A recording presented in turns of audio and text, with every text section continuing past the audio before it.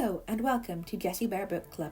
Today we are discussing how Maester Pycelle is based on Pope John XXII, also known as Cardinal Duese, from Maurice Durand's Accursed King series that George R.R. Martin credits as the inspiration for writing A Song of Ice and Fire. Cardinal Duese is obviously the inspiration for Maester Pycelle for a number of reasons. They are both highly intelligent, accomplished men with interests in science who advise kings closely. They also both are extremely old and play it up by acting feeble when they are actually sprightly and don't feel their years.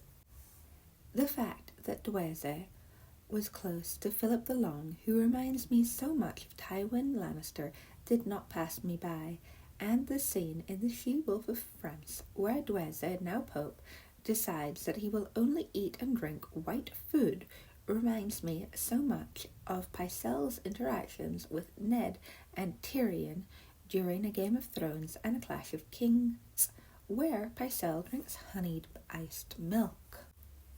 Then there is the fact that Cardinal Duese knows about the baby King John body swap with Guccio and Marie's baby, and that got me thinking, could Pycelle possibly know about the baby swap that Ned did, even though I am not a team Rhaegar and Lyanna are John's parents? I couldn't help thinking I need to investigate this, but after more research I decided that couldn't possibly be true. Pycelle wouldn't have known a thing. However, Pycelle could know about the Myrcella body double, and that could be important later on, even though Pycelle is now dead. Maybe he wrote something down. One thing we do know for sure is the fact that Pycelle knew about the twincest, and that Joffrey, Tommen, and Myrcella are Jaime's bastards. That's confirmed in the second book when Pycelle is interrogated by Tyrion, and he says that he knew that Cersei needed John Arryn dead, and that Cersei couldn't say why she needed John Arryn dead, but he knew she did.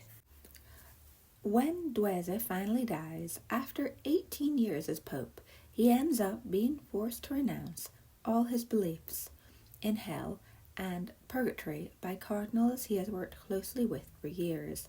This is very similar to Pycelle's end, being betrayed by Varys, a man he has worked closely with for years, and dying not being able to save his precious Lannisters from their inevitable downfall and fix all of Cersei's problems.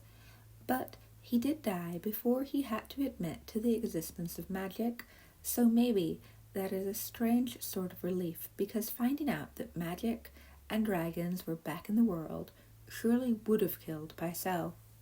What do you think? I think this copying of a character from Maurice Durand's Accursed King series is not one of George R.R. Martin's more blatant copy and paste attempts, but he definitely took some inspiration from the character of Cardinal Duese. But let me know below in the comments if you agree.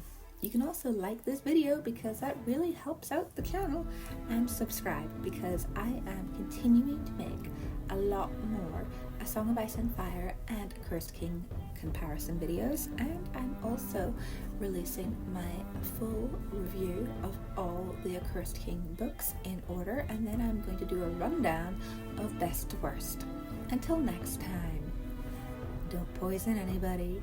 Bye.